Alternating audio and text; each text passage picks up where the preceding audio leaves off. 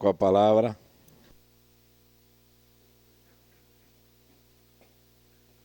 Bom dia, presidente, colegas vereadores. A minha fala hoje, vereador Camilles, é um apanhado sobre o que foi publicado nos jornais sobre a pandemia. Não só nos jornais, mas de uma forma geral nos veículos de comunicação. Então, vocês me permitam citar, algumas das capas, das principais notícias sobre o tema pandemia. Abre aspas. Em todo o Brasil, os hospitais estão abarrotados. As escolas mandaram os alunos para casa, à exceção das farmácias, onde os fregueses disputam a tapa, pílulas e tônicos que prometem curar as vítimas da doença mortal. Outra. Faltam estatísticas confiáveis das vítimas no Brasil. Mesmo assim, não há dúvidas de que a epidemia é avassaladora. Outra. Diante de uma doença mortal nova e da falta de informação, a população fica apavorada e acredita em qualquer promessa de salvação. Ainda, as famílias ricas são as menos atingidas do que as famílias pobres, porque se refugiam em fazendas no interior do país, mantendo a distância do vírus. E, por fim, uma que é bastante recorrente, citando entrevistados, diz assim: se tiver a vacina, eu não farei. Notícias sobre pandemia. O detalhe é, essas notícias são de jornais. Jornal O Brasil, Citar de Caxias e outros de 1918 e 19, quando o nosso país passava pela gripe espanhola. E, à época, os meios de comunicação se referiam a notícias da então pandemia, que dizimou também um número muito significativo da população mundial. Então, eu só queria trazer esses dados, porque alguns deles são muito semelhantes às notícias que nós presenciamos nos meios de comunicação. E, para lembrar, eu como historiador, eu acho que a história ela serve também para a gente entender os processos e pensar neles, é lembrar que, segundo as fontes, em Caxias da gripe espanhola morreram mais ou menos 31 pessoas.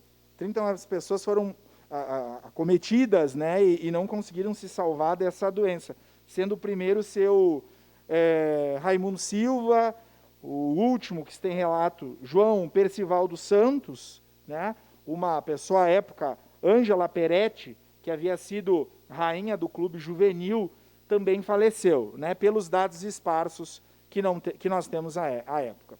Estou fazendo essa fala, primeiro, para destacar que nós, nesse momento, em janeiro de 2021, estamos, graças à ciência, e contrariando os terraplanistas, quem diz que a gripe era uma gripezinha, e que não nos atingiria, e que a curva era decrescente no mês de julho ainda, nós estamos vivendo as consequências. Caxias tem mais de 300 mortes.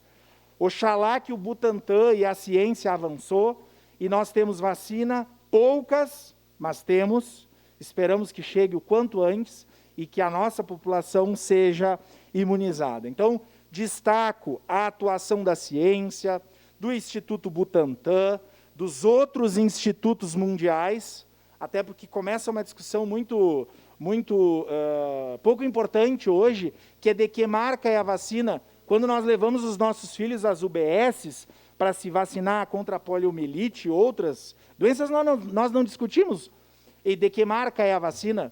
Quando nós vamos nos vacinar da H1N1, nós não discutimos de que marca é a vacina, nós nos vacinamos, porque isso é importante agora, como dizem todos os especialistas, já que nessa casa nós reforçamos a importância da ciência e dos dados técnicos. Então, reforço, e nessa luta, nesse combate contra a Covid-19, mais uma vez a importância do SUS.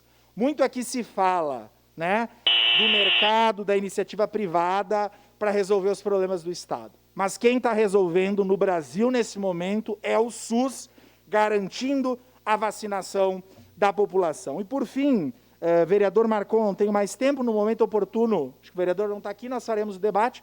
Vereador Marcon sempre fala do Zema, do exemplo do governador de Minas Gerais. Eu estou preocupado com o nosso governador aqui no estado do Rio Grande do Sul, que tem vários problemas.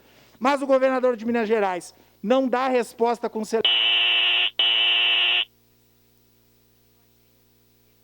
outros problemas que Minas Gerais vive, que não é esse céu como é colocado aqui na nossa casa. Então, agradeço e seguimos juntos aí, que todas as pessoas tenham vacina e se salvem e fiquem bem da pandemia Covid-19. Próximo.